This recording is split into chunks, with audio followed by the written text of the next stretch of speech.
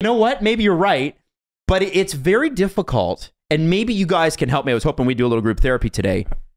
You know the scene in the Amazon documentary where Paul McLean's like, they got demons under their car, they got demons in their bed. I think some of us fans, maybe not all, but me, I know this about myself. I got demons. Oh, have you ever watched a game with an older relative? Yeah. My uncles are damaged. I can't watch Leafs games with them. I know my cousin Alicia. Your dad. Like I know she listens. Your dad. Can you watch with Uncle Rocky? My Uncle Rocky's fine. He's chill. Okay. Uncle Lenny. Oh, really? My godfather. I have a godfather named Leonardo. Don't you ever not call me Italian again. All right? My godfather, that might Leonardo. be the most Italian sentence ever spoken. I no, because sometimes you're not a real Italian. Really, I have a godfather named Leonardo.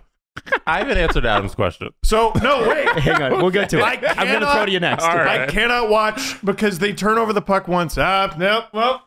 Yeah, Stanley Cup. Well, there you go. I've seen it. And you know what happens? I always go, stop it. You're being negative. And I'm not making this up. Every time I watch a game with them, Money in the Bank, the Leafs allow 7 goals. Oh, that sucks too. Money in the Bank. I can't do it anymore. I have a story about that in a second, but Jesse, go ahead. I think what you tweeted and like that perspective that you had on last night, it's exhausting for most people because you can't do it 82 times. You can't get, like, the three of us probably can. Steve definitely does every year. My head hurts. The average fan, they can't take, hey, this team is awful 82 times over the course of 6 months. It's a little much. I think you need some balance. So when people come at you and they're like, it's game 2. Like, are we going to do this are we going to do this again on Saturday? So I think that when you immediately see it, it's a little exhausting. I understand. And I get that. Well, and I would like to acknowledge how grumpy Gus I was after the Leafs lost Game 7 at the end of May for at least a month. Yeah, you were, well, there was, I mean, the thing is too, like, remember here, there's been a lot of personal changes. And sometimes I think that fed into it too. Like, somebody DM me about it and they're like, hey, like, you know, I feel the same way. I haven't wanted to say anything. I'm like, listen, I'm always open to feedback, but you have to understand, as much as we joke about a divorce, it's not easy. And then everybody went through a pandemic, and then the Leafs blew 2, all or nothing games, right? It's tough. And you had a kid, you had back problems, you weren't sleeping. Like, it was. Is this still related to the Leafs? Yes, because sometimes I'm just talking about where the negativity can come from, right? But it's life. Yeah. It's like, you just want the one thing in your life to be. The Leafs are my one thing. I can't emphasize how little mental energy I had left by the end of that playoff run, just in life. Yeah. Not even in hockey. And I can't properly tell this story.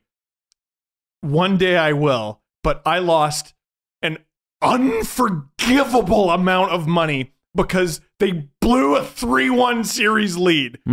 And every year, I just look at the complete lack of anything on my channel after they lose in the first round, and I'm just like, one run ever. Yeah. Please. And I'm not even talking about YouTube revenue. Oh my God. I was so mad. I understand. I think that's different than Game 2. Yeah, I think you're right. I think you're right. And I think that's what I mean about negativity. It's the ghosts thing, right? So this is what I wanted to do today. And I promise you this, if you listen to this show and you've been feeling a little bit like, guys are a little bit, I get it. So let's discuss what's good and what's bad, because that's really what it should be. And win or lose, this show should be entertaining for you. So, to Rick and to Ashley and to all the other people that reached out, I really appreciated the feedback. And for me, as frustrated as I am, this is the thing. People are like, it's Game 2. Sometimes what I say is, it's year 6. You said that last night. It's such a good point. It's such a good point, man. Listen, Richie. All right, you just got here. Bunting, you just got here. He played 20 games. Like, what do you say about Michael Bunting? This is Tavares' 4th year with the team now. Third as captain. Yeah, 3rd as captain. Matthews isn't in the lineup. Okay, fine. This is Marner's 6th? Yeah, and Nylander 7th. Nylander 7th. Yeah. Riley was drafted 9 years ago. Yeah. Coney 2012. Remember that shit? That was the year he was drafted. That's crazy. That was the year he was drafted. The lockout. Remember that? Yeah, man. Before the lockout was announced 2 months prior, that was when Morgan Riley was drafted. Go look up what Morgan Riley looked like when he was drafted. That's how long ago. Little baby. I think Brian Burke drafted him. Brian Burke drafted him. That is fully 4 GMs ago. Yes. 3 team presidents ago. Even Jake Muzzin is not a shiny new toy. Like, it's very difficult. So here's where my negativity came from, and this is what I wanted to get to, was the fact that all of the problems that plagued the Leafs last year, despite the fact that they finished first in the division, we knew there was a problem here. Like, we knew there was problems, there was holes, and no team's perfect, but there were major flaws that you're like, oh, red flag on that one. Like all the red flag tweets you're seeing. The worst trend in the world. It's really not. I don't know. It's not that even creative. I like people like sentence. Just put one. Anyway, the end of the day, I think it's like, oh, these problems again. And so what I vow to you is that I'm not going to be negative like that, because I think Jesse nailed it. It can't be like that every game. We can't do that every game. So what do we need to do to as presenters here to be able to kind of talk about this? So here's what I did. I went through and I said I think the Leafs won 3 of 6 periods. I think that that Peter Mrazek deserved better, especially after before the groin injury, which has me a little spooked as well, because what happened last season? Freddie Anderson down, Jack Campbell down, Michael Hutchinson down, Jack Campbell back, Jack Campbell down, Freddie Anderson back, not playing great. Jack Campbell sets record. Thank God we had him going into the playoffs. You know what I mean? It was the goalie thing was a thing. We got Chris Johnston's article in the Star is really good. They got Mrazek so that he could split games with Campbell, and now it's Campbell's net. 2 games in. Yeah, and a groin injury for a goalie, it takes a while. Yeah, it's probably going to be a month here. It's going to be Campbell and Hutchinson for that like might a come month. Down during the show, too. Yeah, and, we haven't seen that. Looks like Hutch will start next week versus San Jose. Yeah. I'll take the over. So here's the interesting thing with the Toronto Maple Leafs now. I think it's really shown you as a fan, if it hasn't shown you this as a fan, maybe you haven't thought about it, how valuable Austin Matthews is and how much better he is than anybody else on this roster. He should make $50 million. He is, with no offense to the Senators, if you were to line those 2 teams up without Austin Matthews in the lineup on NHL 22 and put it through a simulator, the Leafs should win like 8 out of 10 times. And especially with the goaltending that the Leafs have, like Anton Forsberg stood on his head, I'll give you that. And of course, he set a career record with saves against somebody. It had to be the 46. Leafs. So, but Austin, he really is the truest game breaker. Like, he is the X factor. He is, even if he doesn't score, the people that he draws is going to open up the ice for everybody else. And I think if the first 2 games should teach you anything, the Leafs team as it stands this year has yet to develop. Riley and Brody looked a little off last night, but I have to say that the thing that really stood out to me was how great Austin Matthews is for this team and how much they miss him when he's not there, despite the fact that they have a good record without him. Yeah, the entire offense seems to be built around having him in the center spot on the first line, because it pushes everybody else down. Tavares is capable of being a number 1 center, but he gets to play this secondary role. Nylander gets to play on the wing in more of a sheltered spot. Marner gets this great partner, and when he's not there, it's such a gaping hole. Yeah. Can I tell you who I hope... I don't know about the next Toronto Maple Leafs head coach should be, because I like Sheldon Keefe. Oh, what? I like Sheldon Keefe. Is this what we're doing? He should be the Leafs coach for a long time. But yeah, I like him too. Okay. One day, the Leafs head coach should be Jason Spezza. Oh, man. God's gift to the franchise. Look, what did we do? What did we do to deserve him? He's amazing. Every game they play like dog shit, he's their best player. Yeah. Him and Willie. Hey. And you know what? Spezza scoring that goal last night, you could feel that it just shifted immediately. Like, if they'd had another period, I think the Leafs easily would have caught up. Are the Leafs down multiple goals? There he is. There he is again. Setting up Nylander. Remember last year when the Leafs waived him and he didn't get claimed because he said, I'll retire. I'll just retire, please don't.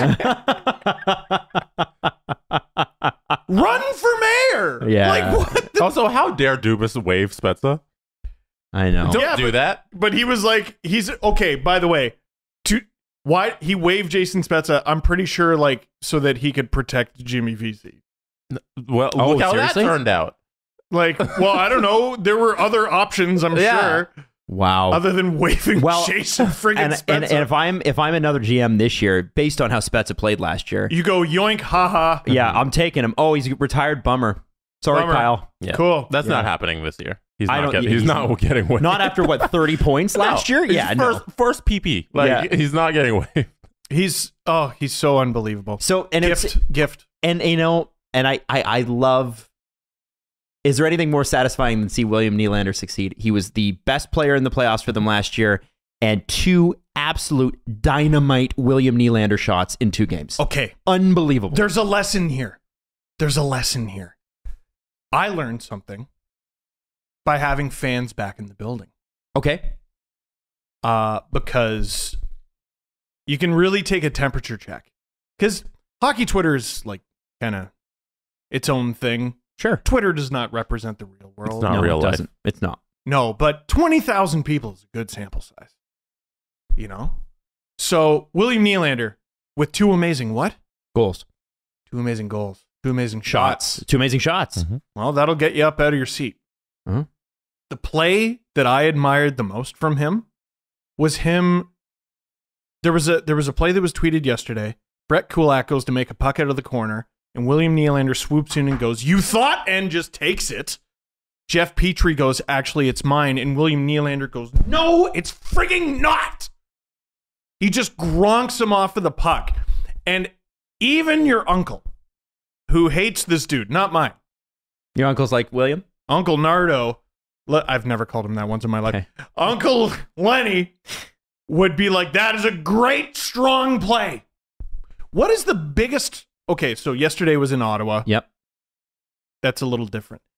In Scotiabank Arena, game 1 against Montreal, what got the biggest pop? Oh, I don't know. Tell me. I'll tell you.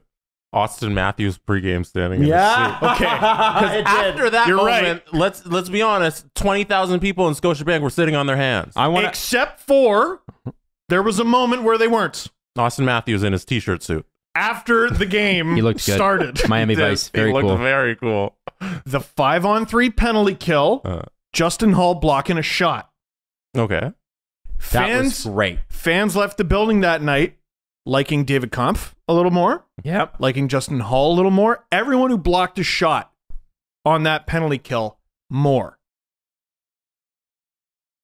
They got outshot 8-2 at the beginning of the game after getting embarrassed by the Montreal Canadiens in the playoffs. Elliot Friedman said it off the top of the broadcast. This team embarrassed you. You got to come out and show them. And they respond like that. Toronto's the hardest city to play in the world. Oh, it's such a tough hockey market. Bullshit. The fan base wants exactly one thing, and that's for you to work hard.